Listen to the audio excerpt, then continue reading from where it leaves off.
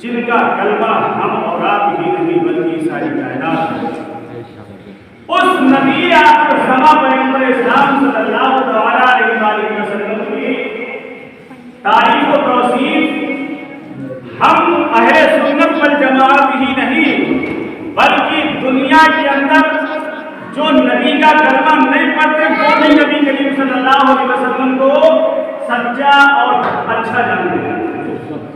سچا اور اچھا جانتے ہیں۔ کیوں؟ میں آپ کو بتاؤں کہ جب ایک مرتبہ قحط ساری پڑی، یعنی بارش نہیں ہوئی مدینہ منورہ کے اندر، بارش نہیں ہوئی، قحط ساری پڑ گئی، لوگ پریشان ہونے لگے، پیاس کی شدت سے پریشان، دھوپ کی تپش سے پریشان، یہاں تک کہ تاریخ میں آتا ہے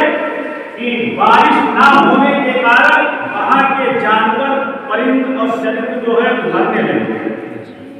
انسانی اللہ کی مخلوق جب حد سے زیادہ پریشان ہوئی تو مکے کے لوگوں نے آپس میں مشورہ کیا کہ جو لوگ اپنے اپنے معبودوں کو مانتے ہیں، اپنے اپنے بتوں کو خداؤں کو مانتے ہیں، لہذا ان کو لا کر ایک بڑے وسیع میدان میں جمع کیا جائے اور اپنے اپنے خداؤں کو بٹھا کر ان کے سامنے بیٹھ کر ان سے منت کی جائے کہ بارش برسا دے۔ تو لوگ بڑے بڑے رئیس، بڑے بڑے مالدار، بڑے بڑے سرمایہ دار، مکے کے لوگ اپنے اپنے بتوں کو لائے اور ایک میدان میں رکھا اور اس کے سامنے پرستش کی، اس کے سامنے پرستش کرنے لگے اور منتیں سماجت کرنے لگے کہ بارش نہیں ہو رہی ہے، بارش برسا نہیں رہی ہے۔ اور یہ سارے لوگوں کو معلوم تھا کہ حضرت ابو طالب، بول دیجیے سبحان اللہ، حضرت ابو طالب ایک ایسے واحد شخص تھے جو بتوں کی پوجا نہیں کرتے تھے، جو بتوں کی پرستش نہیں کرتے تھے۔ عزیزان ملت اسلامیہ،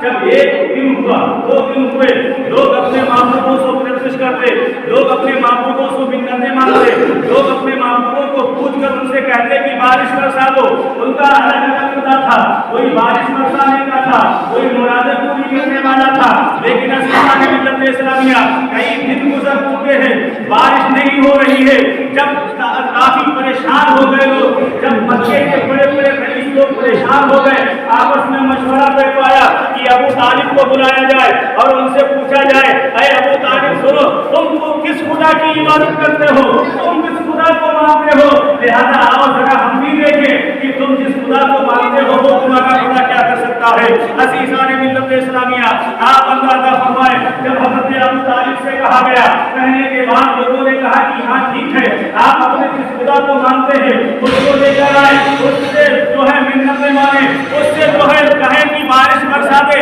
عزیزان ملت اسلامیہ، حضرت ابو طالب ہے اللہ کے محبوب جناب محمد رسول اللہ صلی اللہ علیہ وسلم کا ابھی بچپن کا زمانہ تھا۔ حضرت ابو طالب جو ہے اللہ کے نبی صلی اللہ علیہ وسلم کو اپنے کاندھوں پر بٹھا کر اس مجمع میں آتے ہیں اور آنے کے بعد ایک چٹیل جو ہے ٹیلے پر کھڑے ہو جاتے ہیں۔ عزیزان ملت اسلامیہ، جب لوگوں نے دیکھا کہ ابو طالب اپنے بھتیجے کو بٹھا کر کاندھے پر آئے ہیں، لہذا جس خدا کو مانتے ہیں اس خدا کو کیوں نہیں لائے ہیں؟ آپ اندازہ فرمائیں، جب سارے لوگوں کی نظر حضرت ابو طالب کے اوپر پڑی، دیکھا کہ ابو طالب کے کاندھوں پر اللہ کے پیغمبر جناب محمد رسول اللہ صلی اللہ علیہ وسلم جلوہ فرما ہے۔ آپ اندازہ فرمائیں، لوگوں نے کہا کہ یہ تو بچے کو کاندھے پر بٹھا کر آئے ہیں، یہ تو بچے کو لے کر آئے ہیں، اپنے معبود کو کیوں نہیں لائے؟ لیکن میں آپ کو بتاتا چلوں، اللہ کے نبی کی عظمت کو ملاحظہ فرمائیں، ابھی اعلان نبوت نہیں ہوا ہے،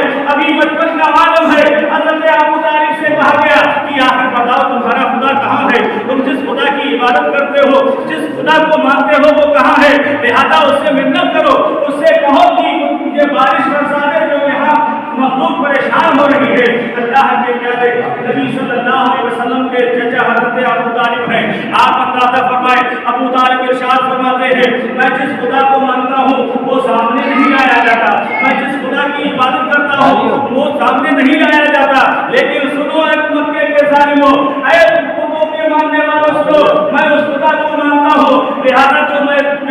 کاندھوں پر جس میرے بھتیجے کو دیکھ رہے ہو، لہٰذا اس کے وسیلے سے آج بارش ہوگی، اس کے وسیلے سے آج اللہ رحمتوں کی بارش فرمائے گا۔ آپ اندازہ فرمائے حضرت ابو طالب نے اللہ کے پیغمبر صلی اللہ تعالیٰ علیہ وسلم کو متوجہ کرنے کے بعد اللہ کی بارگاہ میں اپنے ہاتھوں کو دراز کیا، اے پروردگار عالم، میں تنہا تیری عبادت کرنے والا، میں تجھ کو ماننے والا، میں تیری جو ہے میں تیری حمد و ثنا بیان کرنے والا، اے اللہ رب العزت، آج میری لاج تیرے ہاتھ ہے، جو میرے کاندھوں پر تیرا نبی جلواگر ہے، تیرا محبوب جلواگر ہے، اے مولا تجھے اسی نبی کا واسطہ ہے، بارش برسا دے، اسی نبی کا واسطہ ہے، آسمان سے بارش برسا دے۔ عزیزان ملت اسلامیہ، آپ اندازہ فرمائے، تاریخ بتاتی ہے کہ حضرت ابو طالب نے جب اللہ کا نبی کا واسطہ دے کر اللہ سے دعا کی تھی تو آسمان میں بادل چھانے لگے، اور ذرا دیر کے اندر بادل چھائے اور بارش جو ہے چھما چھما برسنے لگی۔ آپ اندازہ فرمائے، ادھر بارش برسنے لگی، ادھر مکے کے منافقوں نے عرض کیا کہ ابو طالب سنو، تم کس خدا کو مانتے ہو اور اس بچے کا وسیلہ دے کر کیا کہتے ہو کہ اس کا وسیلہ دے کر میرا بارش برسا دے؟ لہذا اس کی بات جس رب نے مانی ہے، اس کے وسیلے سے جس اللہ نے بارش برسائی ہے، تو یہ نبی تمہارا ایسا ہے تو خدا تمہارا کیسا ہوگا؟ عزیزان ملت اسلامیہ، آپ اندازہ فرمائیں، اللہ کے محبوب صلی اللہ علیہ وسلم کے بچپن کا زمانہ ہے، لیکن آپ کے وسیلے سے اللہ کے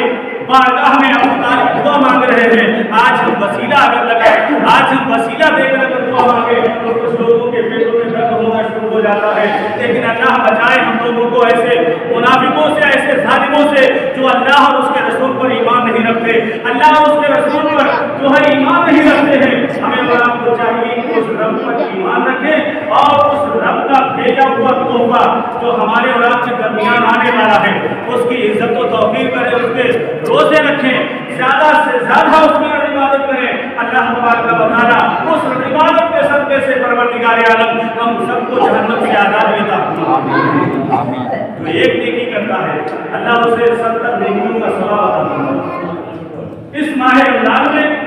ہر چیز میں ثواب 70 گنا زیادہ کر دیا جاتا ہے۔ اللہ سے دعا ہے کہ مولا ہم سب کو نیک عمل کرنے کی توفیق عطا فرمائے۔